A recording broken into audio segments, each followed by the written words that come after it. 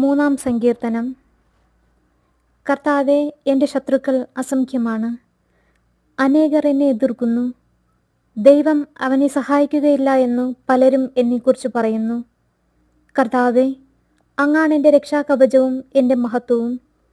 എന്നെ ശിരസ്സുയർത്തി നിർത്തുന്നതും അവിടുന്ന് തന്നെ. ഉച്ചത്തിൽ ഞാൻ കർത്താവിനെ വിളിച്ചപേക്ഷിക്കുന്നു.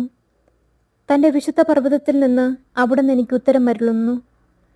ഞാൻ ശാന്തമായി കിടന്നുറങ്ങുന്നു, ഉണർന്നെഴുന്നേൽക്കുന്നു.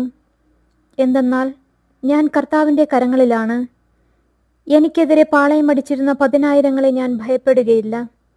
കർത്താവേ, എഴുന്നേൽക്കണമേ.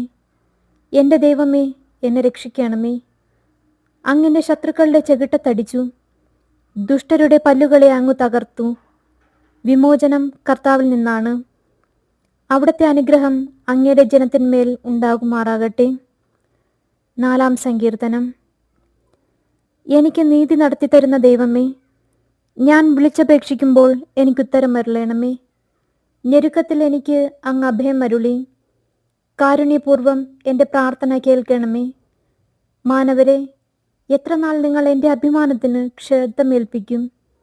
എത്രനാൾ നിങ്ങൾ പൊള്ളവാക്കുകളിൽ രസിച്ചു വ്യാജം അന്വേഷിക്കും?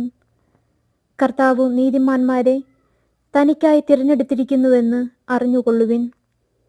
ഞാൻ വിളിച്ചപേക്ഷിക്കുമ്പോൾ അവിടുന്ന് കേൾക്കുന്നു. കോപിച്ചുകൊള്ളുക, എന്നാൽ പാപം ചെയ്യരുത്. നിങ്ങൾ കിടക്കയിൽ വച്ച് ധ്യാനിച്ചു മൗനമായിരിക്കുക. ഉചിതമായ ബലികൾ അർപ്പിക്കുകയും കർത്താവിൽ ആശ്രയിക്കുകയും ചെയ്യുവിൻ. ആര് നമുക്ക് നന്മ ചെയ്യും? കർത്താവേ, അങ്ങയുടെ മുഖക്കാന്തി ഞങ്ങളുടെ മേൽ പ്രകാശിപ്പിക്കണമേ എന്ന് പലരും പറയാറുണ്ട്. ധാന്യത്തിൻ്റെയും വീഞ്ഞിൻ്റെയും സമൃദ്ധിയിൽ അവർക്കുണ്ടായതിലേറെ ആനന്ദം എൻ്റെ ഹൃദയത്തിൽ അങ്ങ് നിക്ഷേപിച്ചിരിക്കുന്നു. ഞാൻ പ്രശാന്തമായി കിടന്നുറങ്ങും. എന്തെന്നാൽ കർത്താവേ, അങ്ങു തന്നെയാണ് എനിക്ക് സുരക്ഷിതത്വം നൽകുന്നത്. ദൈവവചനമാണ് നാം കേട്ടത്. നമുക്ക് ദൈവത്തെ സ്തുതിക്കാം. ആമേൻ.